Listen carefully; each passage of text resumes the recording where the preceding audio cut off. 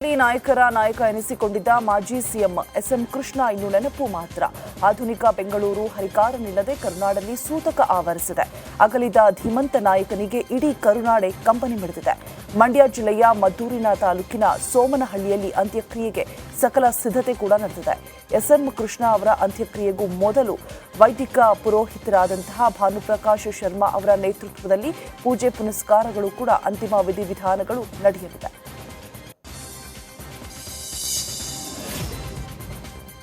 ಮಾಜಿ CM S M Krishna ನಿಧನ ಹಿನ್ನೆಲೆ ಎಸ್ಎಂ ಕೃಷ್ಣರ ಪತ್ನಿ ಊರು ಕುಡುಮಲ್ಲಿಗೆಯಲ್ಲಿ ಸಂತಾಪ ಸಭೆ ನಡೆಯಲಿದೆ. ಶಿವಮೊಗ್ಗ ಜಿಲ್ಲೆಯ ತೀರ್ಥಹಳ್ಳಿ ತಾಲೂಕಿನ ಕುಡುಮಲ್ಲಿ ಗ್ರಾಮಸ್ಥರು ಎಸ್ಎಂ ಕೃಷ್ಣರ ಫ್ಲೆಕ್ಸ್ ಅಳವಡಿಸಿ ಸಂತಾಪವನ್ನ ಸೂಚಿಸಿದ್ದಾರೆ.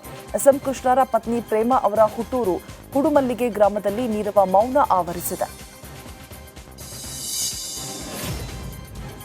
ಮಾಜಿ ಸಿಎಂ ಎಸ್ಎಂ ಕೃಷ್ಣ ವಿಧಿವಶ ಹಿನ್ನೆಲೆ ಎಸ್ಎಂ ಕೃಷ್ಣ ಅವರಿಗೂ ಗೋರು ಚನ್ನಬಸಪ್ಪ ಸಂತಾಪ ಸೂಚಿಸಿದ್ದಾರೆ. 87ನೇ ಕನ್ನಡ ಸಾಹಿತ್ಯ ಸಮ್ಮೇಳನದ ಅಧ್ಯಕ್ಷರಾದ ಗೋರು ಚನ್ನಬಸಪ್ಪ ಚಿಕ್ಕಮಗಳೂರು ಪ್ರೆಸ್ ಕ್ಲಬ್ನ ತಿಂಗಳ ಅತಿಥಿ ಕಾರ್ಯಕ್ರಮದಲ್ಲಿ 1 ನಿಮಿಷ ಮೌನಾಚರಣೆ ಮೂಲಕ ಸಂತಾಪವನ್ನು ಸೂಚಿಸಿದ್ದಾರೆ.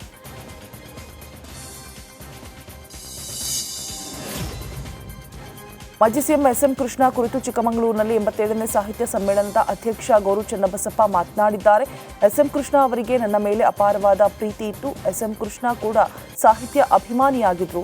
ಮಂಡ್ಯದಲ್ಲಿ ನಡೆದ ಸಾಹಿತ್ಯ ಸಮ್ಮೇಳನದ ಸ್ವಾಗತ ಸಮಿತಿಯ ಪೋಷಕರೇ ಅವರು. ಇಂದು ಬೆಳಗ್ಗೆ ವಿಷಯ ಕೇಳಿ ಮನಸ್ಸಿಗೆ ತುಂಬಾ ನೋವಾಯಿತು. ಎಸ್ಎಂ ಕೃಷ್ಣ ಅವರಿಗೆ ಗೌರವಪೂರ್ವಕವಾಗಿ ಶ್ರದ್ಧಾಂಜಲಿಯನ್ನ ಸಲ್ಲಿಸುತ್ತೇನೆ ಎಂದರು.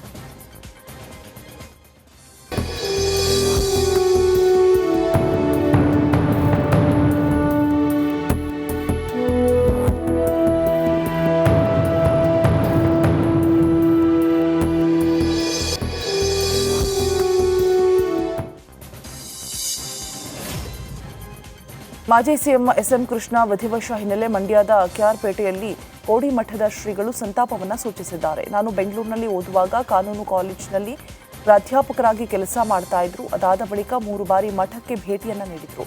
ಅವರು ಉಪಮುಖ್ಯಮಂತ್ರಿ ಆಗಿದ್ದಾಗ ನಾನು ಸಿಎಂ ಆಗ್ತೀರಾ ಎಂದಿದ್ದೆ. ರಾಜ್ಕುಮಾರ್ ಅಪಹರಣ ಆದಾಗ ಎಸ್ಎಂ ಕೃಷ್ಣ ಮನೆಗೆ ಕರೆಸಿದ್ರು. ಆ ವೇಳೆ ಎಸ್ಎಂ ಕೃಷ್ಣ ದಂಪತಿ ಚಿಂತಾಕ್ರಾಂತರಾಗಿದ್ರು ಅಂತ ಹೇಳಿದ್ದಾರೆ. ಇನ್ನು 107 ದಿನಗಳ ಬಳಿಕ ರಾಜ್ಕುಮಾರ್ ಬಿಡುಗಡೆ ಆಗ್ತಾರೆ ಅಂತ ಭವಿಷ್ಯ ನುಡಿದಿದೆ.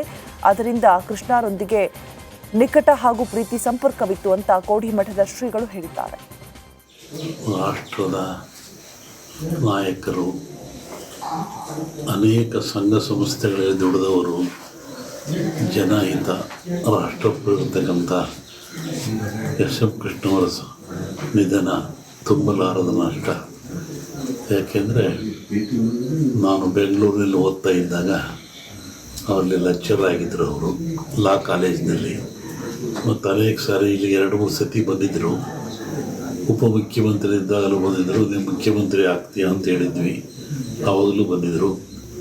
ರಾಜಕುಮಾರ್ ಅಪಹರಣ ಆದಾಗ KH ಪಾಟೀಲ್ ಮಂತ್ರಿಗಳಿದ್ದಲ್ಲ, ಅವರು ಎಸ್ ಎಂ ಕೃಷ್ಣ ಮನೆಗೆ ನಮ್ಮನ್ನು ಕರ್ಕೊಂಡೋಗಿದ್ದರು.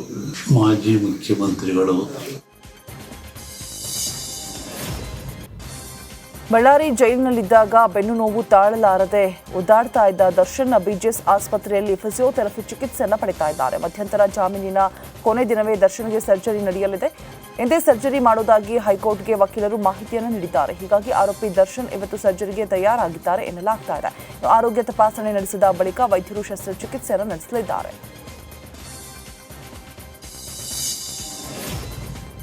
ಪಂಚಮಸಾಲಿ 2A ಮೀಸಲಾತಿ ವಿಚಾರ ಸಂಬಂಧ ಬಸವಜಯ ಮೃತ್ಯುಂಜಯ ಶ್ರೀಗಳು ಪ್ರತಿಕ್ರಿಯೆ ಕೊಟ್ಟಿದ್ದಾರೆ. ಡಿಸೆಂಬರ್ 12ರಂದು ರಾಜ್ಯಾದ್ಯಂತ ಪ್ರತಿಭಟನೆ ನಡೆಯಲಿದೆ.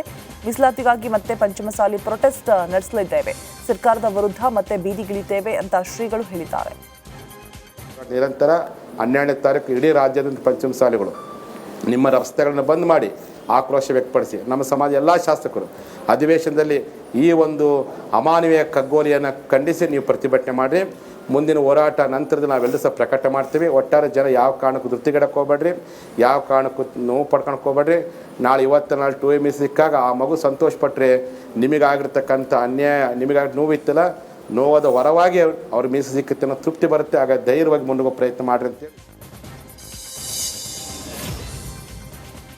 ಬೆಳಗಾವಿ ವಿಶೇಷ ಅಧಿವೇಶನದ ವೇಳೆ ಉಡುಪಿಯಿಂದ ಆರಂಭವಾಗಬೇಕಾಗಿದ್ದ ರಾಜ್ಯ ಮಟ್ಟದ ಚಲೋ ಬೆಳಗಾವಿ ಹೆಸರಿನ ಎಸ್ಡಿಪಿಐ ಪಕ್ಷದ ಹೋರಾಟವನ್ನು ಉಡುಪಿ ಪೊಲೀಸ್ ಇಲಾಖೆ ಹಿಮ್ಮೆಟ್ಟಿಸಿದೆ. ಎಸ್ಡಿಪಿಐ ಸಾಮಾಜಿಕ ನ್ಯಾಯಕ್ಕಾಗಿ ಜಾಥಾ ಹಮ್ಮಿಕೊಳ್ಳೋದಾಗಿ ತಿಳಿಸಿತ್ತು. ಆದರೆ ಉಡುಪಿ ಜಿಲ್ಲಾ ಪೊಲೀಸ್ ಇಲಾಖೆ ಇದಕ್ಕೆ ಅನುಮತಿಯನ್ನ ನೀಡಿರಲಿಲ್ಲ. ಅನುಮತಿ ನೀಡದೇ ಇದ್ರೂ ಕೂಡ ಪ್ರತಿಭಟನಾ ಜಾಥಾ ನಡೆಸುತ್ತೇವೆ ಅಂತ ಎಸ್ಡಿಪಿಐ ಎಚ್ಚರಿಸಿತ್ತು.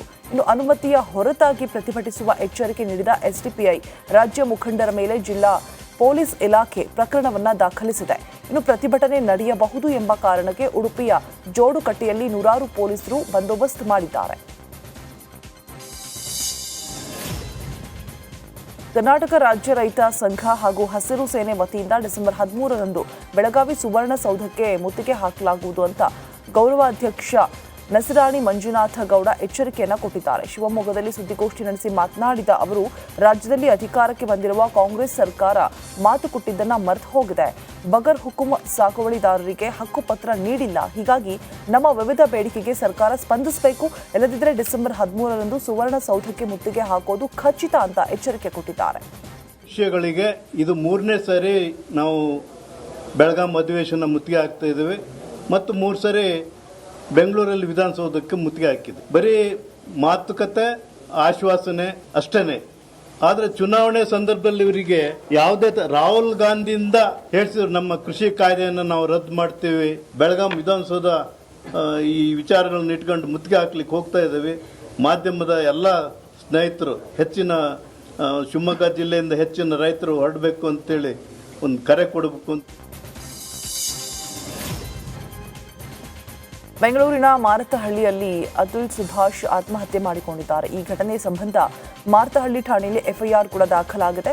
ಅತುಲ್ಗೆ ಪುತ್ರನನ್ನ ನೋಡಬೇಕೆಂಬ ಬಯಕೆ ಕಾಡಿತ್ತು. ಮಗನ ಭೇಟಿಗೆ ₹30 ಲಕ್ಷ ಹಣಕ್ಕೆ ಬೇಡಿಕೆ ಇಟ್ಟ ಆರೋಪ ಕೇಳಿಬಂದಿದೆ.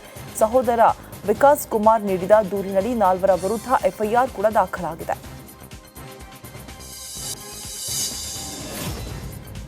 ಬೆಳಗಾವಿ ಹೋರಾಟದಲ್ಲಿ ಧಾರವಾಡದ ಸಮಾಜ ಮುಖಂಡ ಭಾಗವಹಿಸಿದ್ರು. ಪಂಚಘರ್ಜನೆ ಸಂಘಟನೆ ರಾಜ್ಯಾಧ್ಯಕ್ಷರಾಗಿರುವ ನಾಗಪ್ಪ ಪಂಚಮಸಾಲಿ ಹೋರಾಟದಲ್ಲಿ ಭಾಗಿಯಾಗಿದ್ರು. ಪಂಚಮಸಾಲಿ ಮೀಸಲಾತಿ ಹೋರಾಟದಲ್ಲಿ ಲಾಠಿ ಚಾರ್ಜ್ ವಿಚಾರಕ್ಕೆ ಧಾರವಾಡದಲ್ಲಿ ಗಾಯಾಳು ನಾಗಪ್ಪ ಮುಮ್ಮಿಗಟ್ಟಿ ಪ್ರತಿಕ್ರಿಯೆ ಕೊಟ್ಟಿದ್ದಾರೆ. ಸುವರ್ಣಸೌಧ ಎದುರು ಶಾಂತಿಯುತ ಹೋರಾಟ ಮಾಡ್ತಾ ಇದ್ದೆವು. ಸ್ಥಳಕ್ಕೆ ಸಿಎಂ ಬರುವಂತೆ ಪಟ್ಟು ಹಿಡಿದಿದ್ವಿ. ಬೆಳಗಾವಿಯ ಸುವರ್ಣಸೌಧ ಎದುರಿನ ರಸ್ತೆ ತಡೆದು ಪ್ರತಿಭಟನೆ ನಡೆಸಿದ್ವಿ. ಈ ವೇಳೆ ಏಕಾಏಕಿ ಪೊಲೀಸರಿಂದ ಪ್ರತಿಭಟನಾ ನಿರತರ ಮೇಲೆ ಲಾಠಿ ಪ್ರಹಾರ ಆಗಿದೆ. ಈ ಸಮಯದಲ್ಲಿ ಸ್ವಾಮೀಜಿ ರಕ್ಷಣೆಗೆ ಮುಂದಾದಾಗ ನನಗೆ ಗಾಯ ಆಯಿತು ಅಂತ ಹೇಳಿದ್ದಾರೆ. ಈ ಹೋರಾಟಕ್ಕೆ ಚಳವಳಿಗೆ ಹೋಗಿದ್ದು ಹೋರಾಟಕ್ಕೆ ನಮ್ಮ ಲಿಂಗಾಯತ ಸಮಾಜಕ್ಕೆ ಮೀಸಲಾತಿಯನ್ನು ಪಡಿಬೇಕಂತೇಳಿ ನಮ್ಮ ಜಯಮೃತ್ಯುಂಜಯ ಸ್ವಾಮಿಗಳ ನೇತೃತ್ವದಲ್ಲಿ ಸುಮಾರು 1 ಲಕ್ಷ ಜನ ಸೇರಿಕೊಂಡು ನಾವು ಸುವರ್ಣ ವಿಧಾನಸೌಧಕ್ಕೆ ಮುತ್ತಿಗೆ ಹಾಕಲಿಕ್ಕೆ ಅಂತ ಹೋದ ಸಂದರ್ಭದಲ್ಲಿ ನಮಗೆ ಅನಾವಶ್ಯಕವಾಗಿ ಈ ಪೊಲೀಸ್ ಡಿಪಾರ್ಟ್ಮೆಂಟ್ ನಮಗೆ ಏಕಾಏಕಿ ಲಾಠಿ ಚಾರ್ಜ್ ಮಾಡಿ ನಮಗೆ ದೌರ್ಜನ್ಯವನ್ನು ಖಂಡಿಸಿ ನಮಗೆ ಮೇಲೆ ಲಾಠಿ ಚಾರ್ಜ್ ಮಾಡಿ ಸುಮಾರು 100-200 ಜನಕ್ಕೆ ಪೆಟ್ಟು ಹಚ್ಚಿದ್ದಾರೆ. ಇದನ್ನು ಇಷ್ಟಕ್ಕೆ ನಾವು ಸುಮ್ಮನೆ ಬಿಡೋದಿಲ್ಲ.